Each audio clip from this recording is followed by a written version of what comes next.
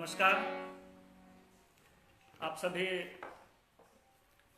आदरणीय गुरुजनों, मित्र, बंधु, हमारे छोटे भाई, आप सभी को मेरे तरफ से नमस्कार।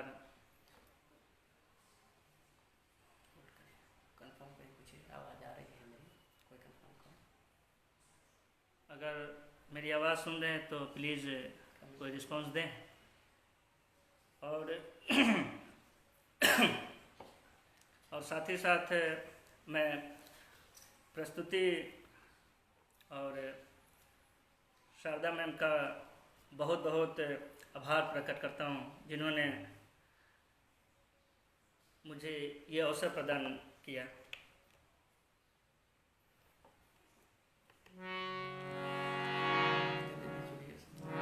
इन्हीं का अगर जवाब आ जाए तो मैं शुरू करूं।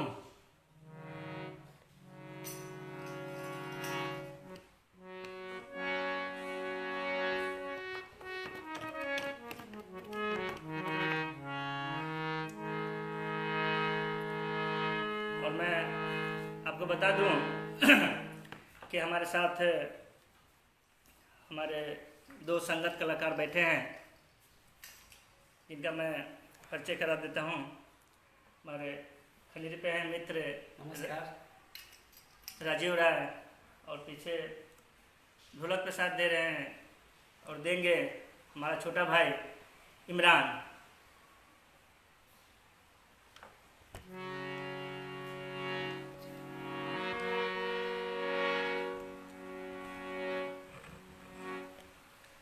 अगर मेरी आवाज़ सुन रहे हैं तो कृपया कोई कमेंट में रिप्लाई दें।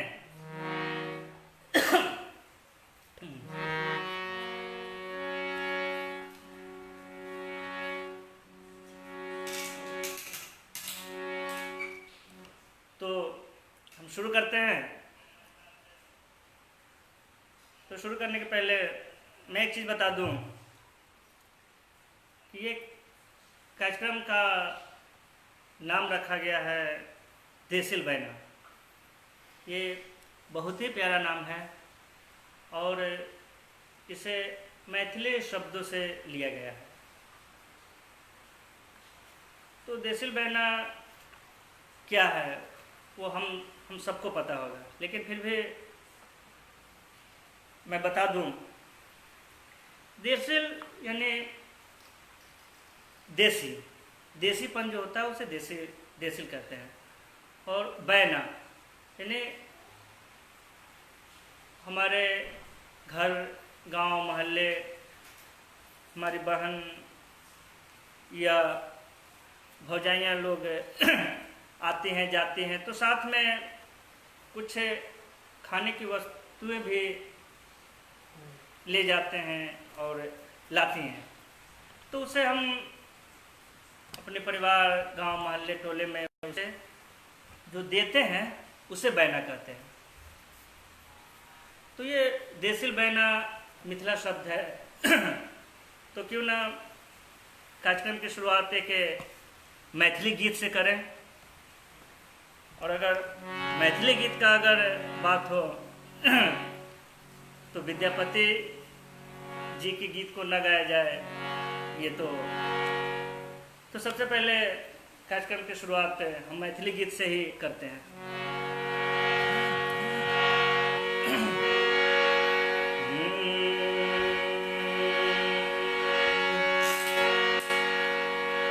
जया जया भैरवी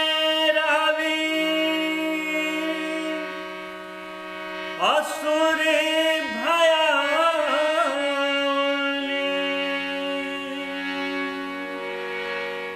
पशुपति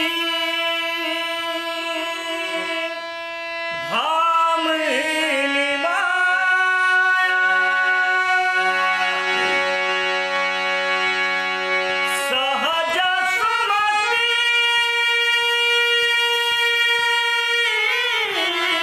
बर दिया गोसानी, अनुगति गति तू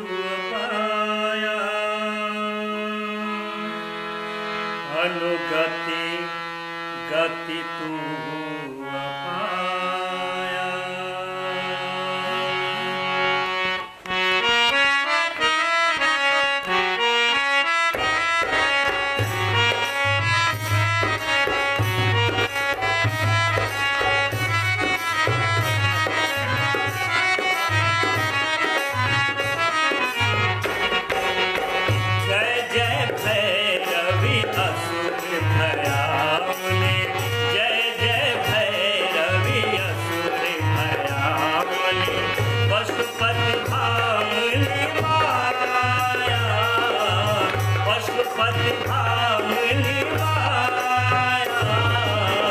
जय जय भैरवी असुर भयाउनि, जय जय भैरवी असुर भयाउनि।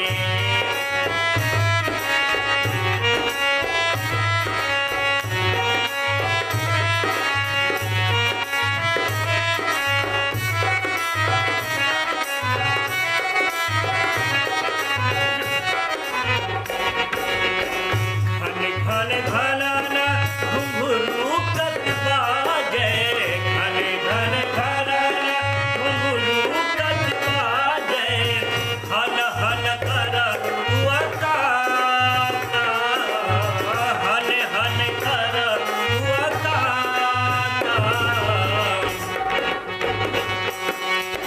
घन घन घनन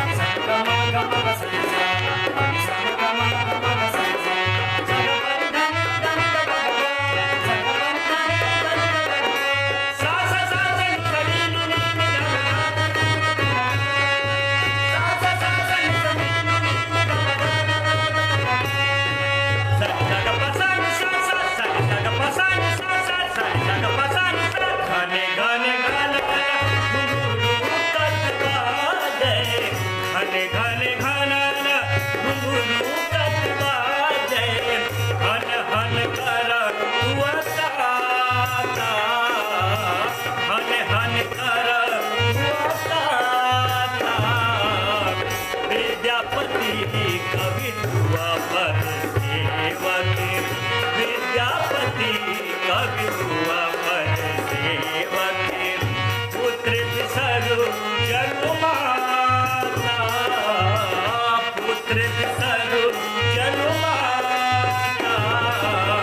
जय जय भैरवी असुर भयाउनि, जय जय भैरवी असुर भयाउनि, जय जय भैरवी असुर भयाउनि।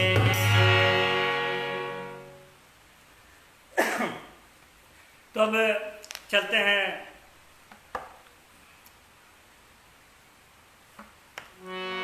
हम सीधे। ये बहुत अच्छा महीना है ने हमारे ये में आषाढ़ है प्रथम मास, यानी आषाढ़ पहला महीना माना जाता है। इसके बाद सावन आता है, तो बस सावन में कुछ ही दिन बाकी है। चलते हैं एक कजरी की ओर। देखते बहुत से जुट गए हैं हमारे साथ।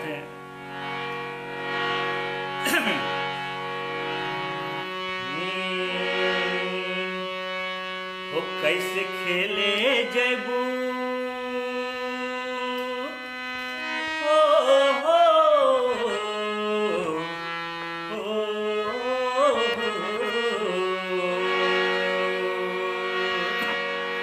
ओ कैसे खेले जयबू सावन में कजरिया, कजरिया घिरी आइले नदी। कैसे खेले जयबू सावन में कजरिया, कजरिया घिरी आइले नदी। ये गीत में ननद भौजाई का नोक झोंक है। भौजाई ननद से कह रही है, हो घिरी आई नदी, हो घिरी आई नदी, हो घिरी आई नदी। कैसे खेले जयबू सावन में कजरिया, कजरिया घिरी आई नदी। हो कैसे खेले जयबू सावन में कजरिया, कजरिया घिरी आई नदी।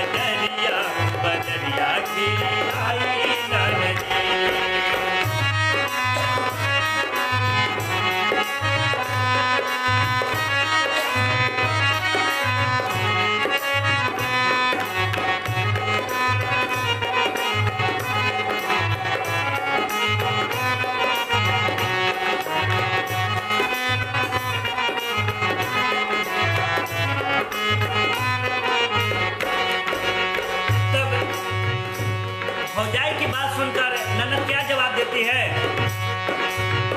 ओ भौजी बोले लू तू बोली,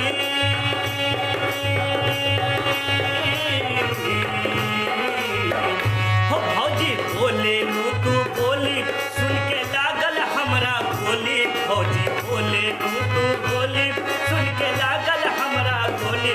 काहे ए भौजी ओ काहे पड़ल बारू हमारी डगरिया, बदरिया गिरी आई नदी। ओ काहे पड़ल बारू हमारी डगरिया, बदरिया गिरी आई नदी। ओ कैसे खेले जेबू सावन में कजरिया, बदरिया गिरी आई नदी। ओ गिरी आई नदी, ओ गिरी आई नदी, ओ गिरी आई नदी। कैसे खेले जेबू सावन में कजरिया, बदरिया गिरी आई नदी। कैसे खेले जेबू सावन में कजरिया, बदरिया गिरी होय होय, बदरिया गिरी होय, बदरिया गिरी आई नदी। अब इसी का कजरी का ही एक और प्रकार है जो हम उसे भी आपको सुनाते हैं।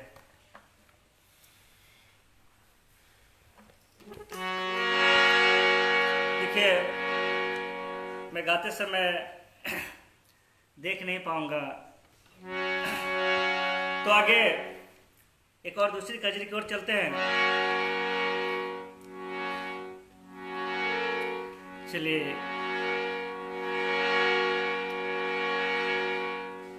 हमारे सुकुमार भैया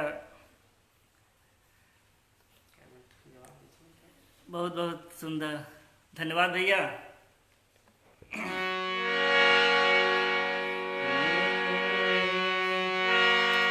हो पिया मेहंदी लिया द मोती झील से, हो पिया मेहंदी लिया द मोती झील से, अरे जाके साइकिल से। हो पिया मेहंदी लिया द मोती झील से, जाके साइकिल से। पिया मेहंदी लिया द मोती झील से, जाके साइकिल से ना।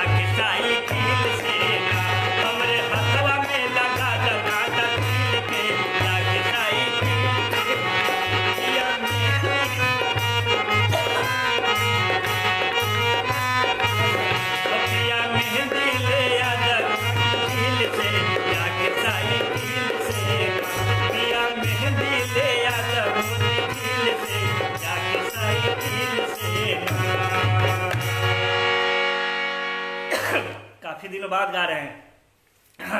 दूसरी बात मौसम का भी मौसम का भी थोड़ा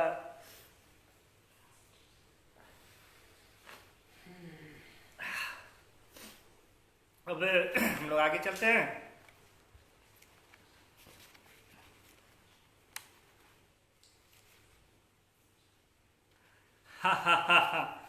बाहर बारिश हो रही है, शारदा मैम लिख रही है बाहर बारिश हो रही है।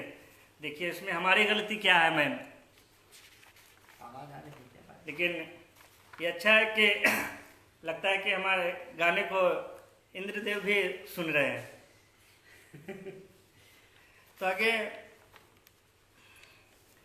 एक हमारी परंपरा है जिस तरह से कजरी है, झूमर है, तो सोहर भी है।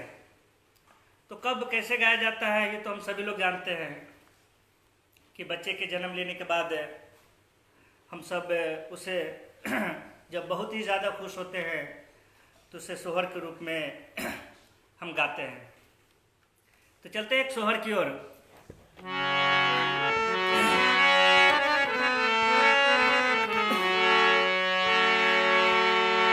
गावहूँ हे सखी गावहूँ। हमारे घर की भौजाई अपनी ननद सखी से कह रही है क्या कि गावहूँ हे सखी गावहूँ, और दुई चार सोहर हो कि गावहूँ हे सखी गावहूँ, अरे दुई चार सोहर हो कि दुई चार सोहर हो। सखी पहिरे के कंगनवा तोहे हम बधैया देबो रे।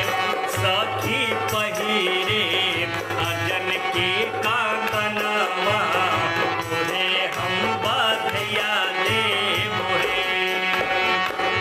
हमारे सुमन भैया का है क्या? कजरी बरखा का ही चीज है। अरे गावहूँ हे सखी गावहूँ, दुई चार सोहर हे। सखी पहिरे अर्जन के कंगनवा तोहे हम बधैया देबो रे। सखी पहिरे अर्जन के कंगनवा तोहे हम बधैया देबो रे। तो ये सवाल सुनकर सखी ननद जवाब देती है क्या? अरे भैया घर दशहर चले त दस घर दीप जरे रे। भैया घर दशहर चले तो 10 घर दीप जले। आगे माय भौजी घरे बेटवा बियासु कन्हैया पंते पावस रे। आगे माय भौजी घरे बेटवा बियासु कन्हैया पंते पावस रे।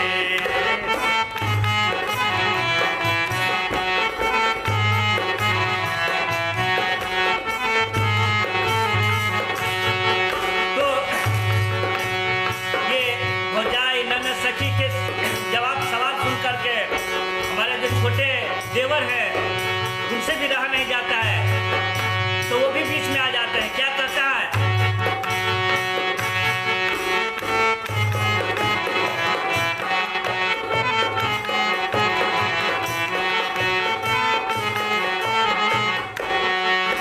अरे भैया धीरे धीरे बजना बजाओ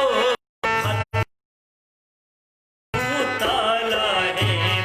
भैया धीरे धीरे बजना बजाओ भतीजवा मोरा सूतल है। ललना आधी रात बबुआ जनम ले घर उठे सोहर हो। ललना आधी रात बबुआ जनम ले घर उठे सोहर हो। ललना आधी रात बबुआ जनम ले घर उठे सोहर हो। ललना आधी रात बबुआ जनम ले घर उठे सोहर हो।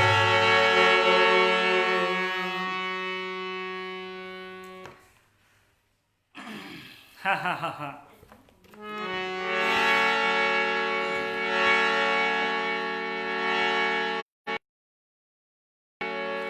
अब देखिए कुछ फरमाइश भी गीतों का है, चलिए कोशिश करेंगे उसे पूरा करने का। हमारे उदय भैया का फरमाइश है, लागल राजा धूर हो लाली एरिया में, वाह, कोशिश करेंगे पूरा करने का। तो अब चलते हैं आगे कार्यक्रम के। तो अगर सोहर हो गया तो सोहर के बाद बधैया का भी परंपरा है, क्योंकि उसमें भी हमारे बधैया में कि मांगने ने मांग होता है उस गाने में। तो कैसे, चाहे सखी हो ननद हो, ये अपने भौजाई से ये भैया से मांग करते हैं। किस तरह से सुनते हैं। हर जन्म लिया लाला ने हो, हर जन्म लिया लाला ने, हर बाजे बधैया,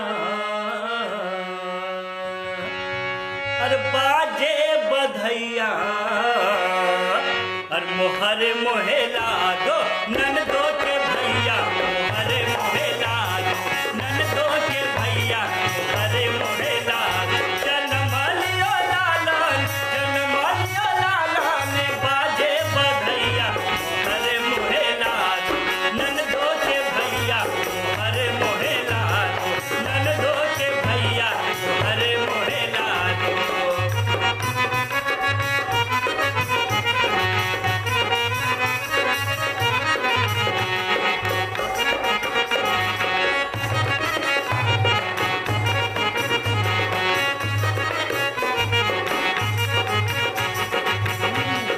ननदी हमारी मांगे सारी, ननदी हमारी होए होए होए, ननदी हमारी मांगे सारी, बड़ी बड़ी बूटी बनारस वाली, बड़ी बड़ी बूटी बनारस वाली, छपाई नगे मांगे हो, छपाई नगे मांगे, छपाई नगे मांगे, छप्पन रंगवैया,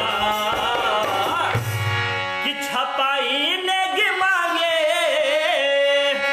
अरे छप्पन रंगवैया, अरे मोहर मोहेला दो ननदो के भैया, मोहर मोहेला दो ननदो के भैया, मोहर मोहेला। जन्म लियो लालन, जन्म लियो लालन, बाजे बधैया, मोहर मोहेला दो ननदो के भैया, मोहर मोहेला दो, अरे ननदो के भैया, मोहर मोहेला दो ननदो के भैया, मोहर मोहेला दो, अरे ननदो के भैया, मोहर मोहेला दो, ननदो के भैया, मोहर मोहेला दो। वाह, हमारे अनिल भैया भी जुड़ गए हैं, धन्यवाद भैया।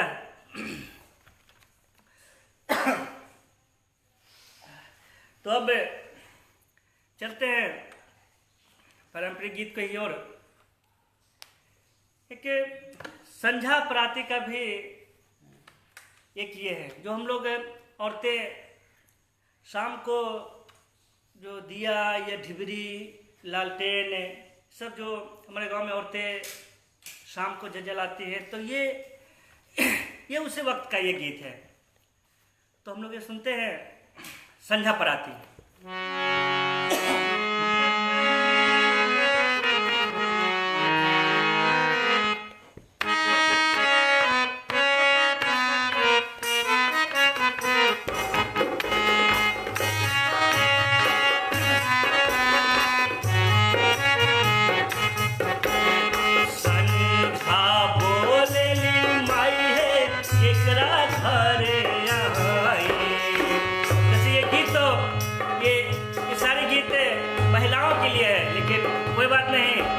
मैं ही महिला बन जाता हूँ। संझा बोलेली माई है केकरा घरे आई, संझा बोलेली माई है केकरा घरे आई, हे मोरा संझा मनाई है, हे मोरा संझा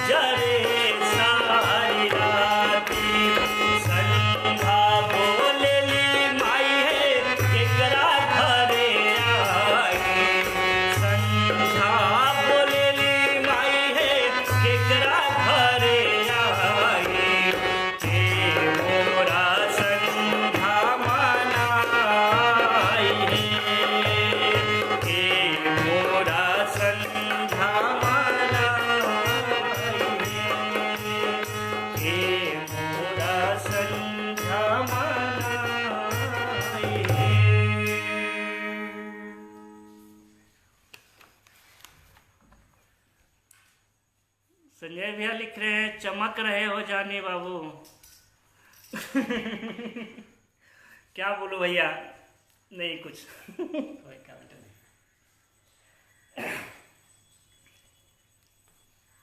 तो अब चलते हैं। संध्या प्रार्थी के बाद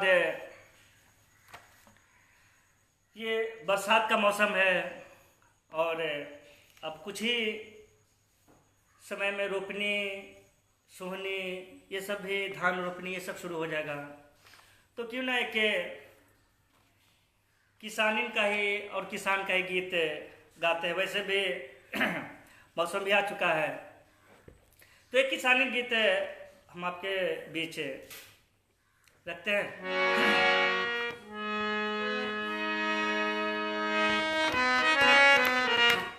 वाह, सुमन भैया लिख रहे हैं एकदम समय का गीत संझा बेला। वाह, ये तो हम सोचे ही नहीं।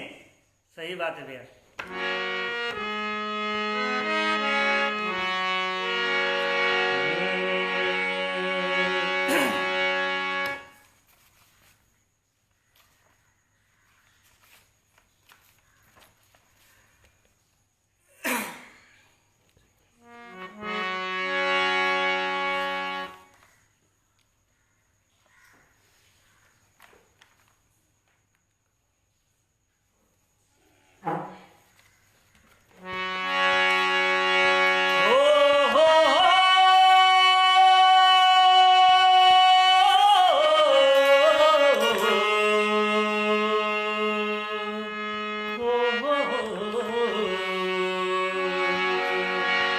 हमारे किसान और किसानिन के बीच ये गीत है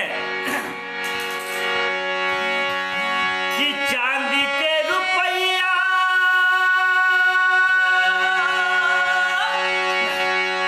और लुटावे समानवा,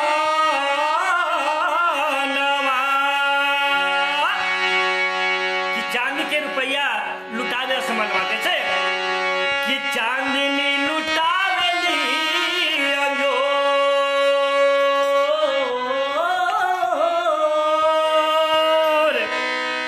कि सोनवा लुटावेली और भोर के किरनिया किली हली धरतिया बिटोर। किसानिन बनिहाना धनी हो, अरे किसानिन बनिहाना। एक किसान अपनी पत्नी से कह रहा है, और वैसे भी अब तो लॉकडाउन हो गया है। अब दिल्ली या महाराष्ट्र गुजरात जाके क्या करेंगे? अब संगी मिलके अब धान की रोपनी करेंगे। कैसे? अरे किसानिन बनिहाना धनी हो, अरे किसानिन बनिहाना। ए धनिया अब हम बनब किसनवा तू किसानिन बनिहाना। ए धनिया अब हम बनब किसनवा तू किसानिन बनिहाना। किसानिन बनिहाना ए धनी हो, किसानिन बनिहाना। ओ किसानिन बनिहाना ए धनी हो, किसानिन बनिहाना।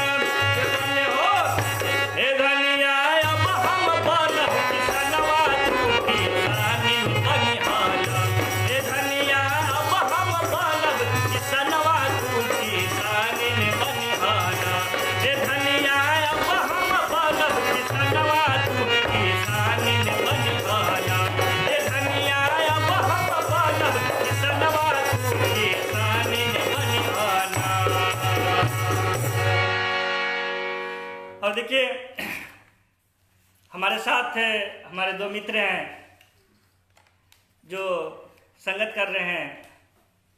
वो हैं हमारे भाई मित्र राजीव राय जो इफेक्ट पे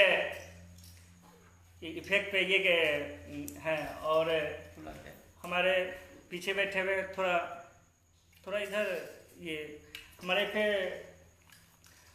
ढोलक पे संगत दे रहे हमारा भाई इमरान। तो चलते हैं आगे गीत की ओर।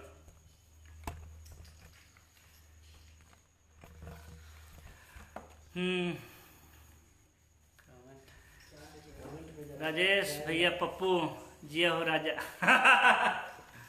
धन्यवाद भैया। अभिषेक लिखा है।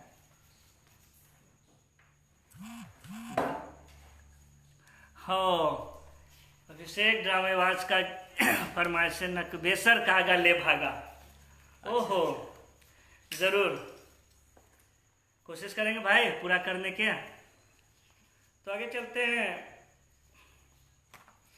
एक गीत हमारे बिहार का ही ये है डोमकच। डोमकच भी बहुत प्रसिद्ध है, जो शादी लड़की की शादी जब होती है और बारात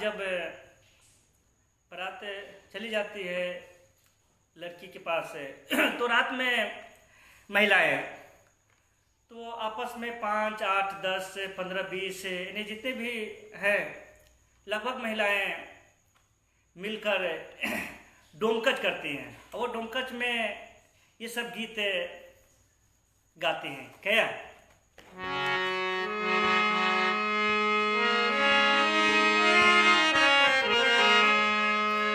अरे टिकवा भैले अपना कि टिकवा भैले अपना। और इस डोमकच में महिलाएं ही एक महिलाएं पुरुष बनती हैं और एक महिलाएं वो तो महिलाएं हैं ही वो क्या बनेंगी। तो आपस में नोक झोंक होता है। कैसे कि टिकवा भैले अपना अरे बचवा भैले सपना।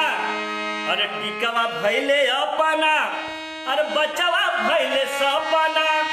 अरे बचवा भैले सपना बलमुआ भैले अरे बलमुआ भैले डूमारी के हो फुलावा। बलमुआ भैले डूमारी के हो फुलावा। बलमुआ भैले डूमारी के हो फुलावा। बलमुआ भैले डूमारी के हो फुलावा। बलमुआ भैले डूमारी के हो फुलावा। बलमुआ भैले डूमारी के हो फुलावा।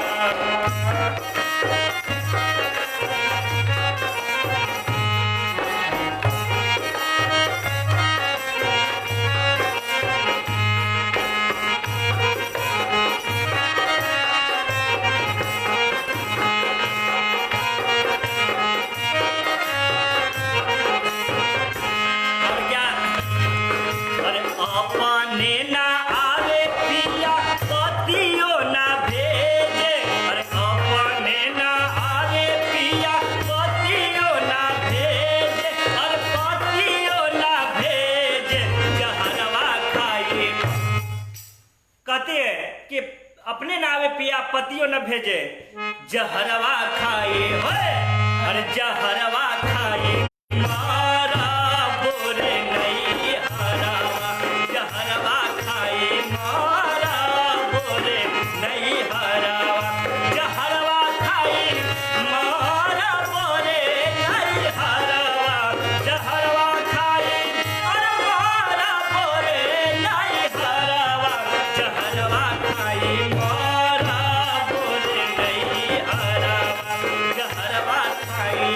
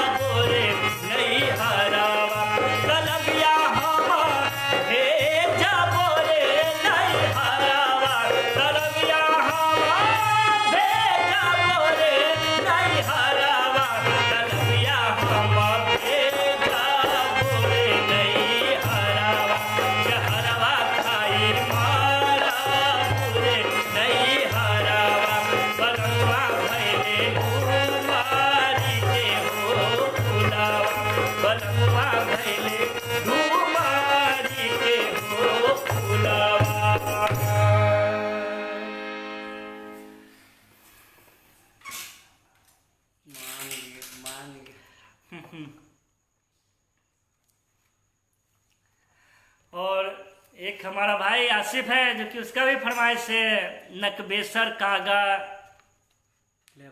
ले भागा। जरूर लेके आएंगे। भागा है तो। अनिल भैया मगन होके गाना धन्यवाद। तो आगे हमारे पास फरमाइश है तो पूरा किया जाए।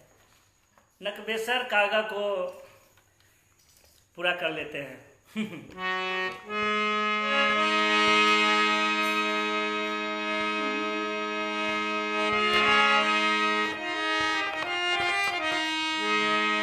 लेकिन क्षमा चाहेंगे इसके लिए कि ये गीत को हम होली के तर्ज पे गा रहे हैं। अभी मौसम तो है नहीं होली का, लेकिन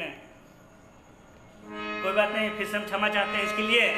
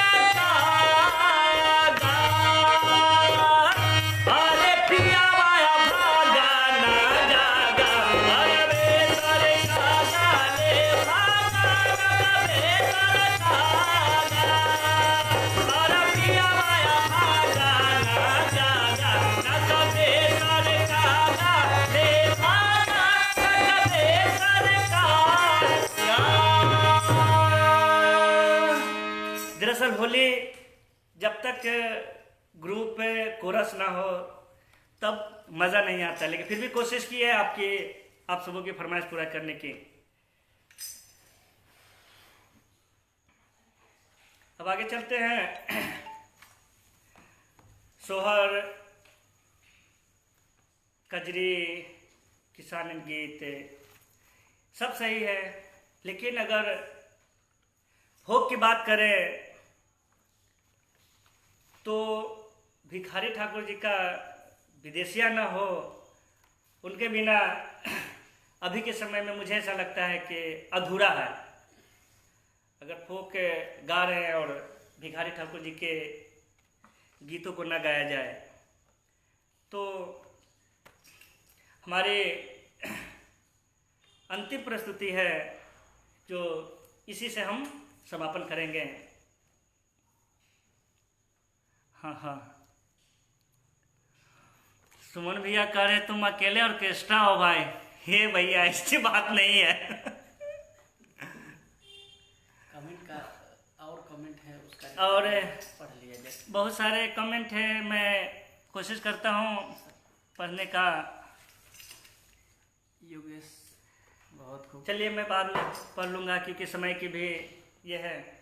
तो चलते आगे। विदेशिया नाटक का एक गीत मैं आपके समक्ष प्रस्तुत करता हूँ।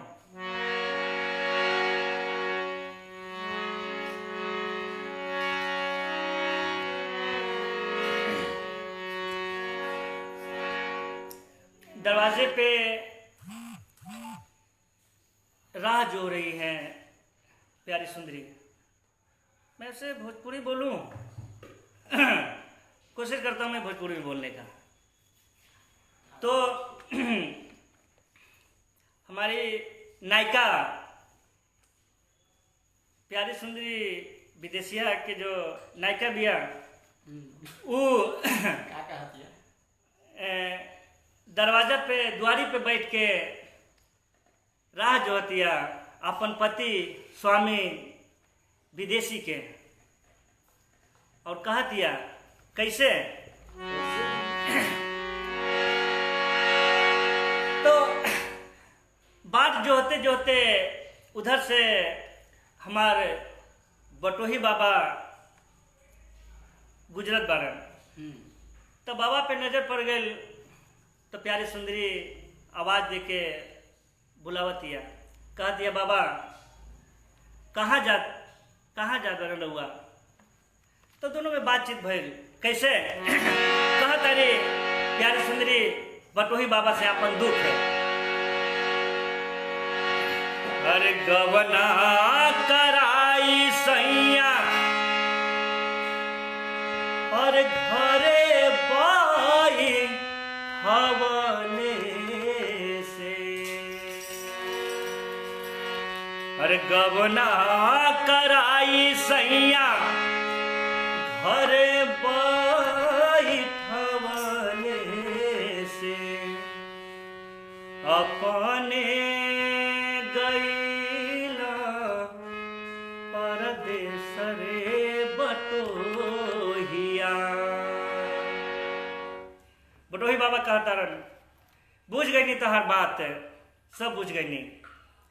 तो ये बताओ कि तहारे स्वामी यानी जो पतिदेव बरन रूप रंग करिया गोर लम्हर पातर कैसन बारन, तने ओका फोटो तो दे। कहा तारन बटोही बाबा और कैसन पिया तोरा, कैसन पिया तोरा और करिया की हवन गोरा। और सचमुच रूपवा पता द प्यारी धनिया। कहता बटोही बाबा कि जाई के कहब हम अरे तोहरा ले नहीं कम। जाई के कहब हम कि तोहरा ले नहीं कम। अरे अधिका बुझाई जहाँ तक प्यारी धनिया कि अधिका बुझाई जहाँ तक प्यारी धनिया। कहा तारी प्यारी सुंदरी और करियाना गोरे बारे और लमहर न छोटे बारे। और मंझिला जवान श्याम सुंदर बटोहिया। और कहता रे कि भूत की खूटी पर ले धोती कोरे, घूठी पर ले धोती कोरे। और नकिया सुगा के ठोरे कि घूठी पर ले धोती कोरे, नकिया सुगा के ठोरे। और सिर पर टोपी छाती चाकरे बटोहिया। कैसे भिखारी ठाकुर जी कहता रहे हो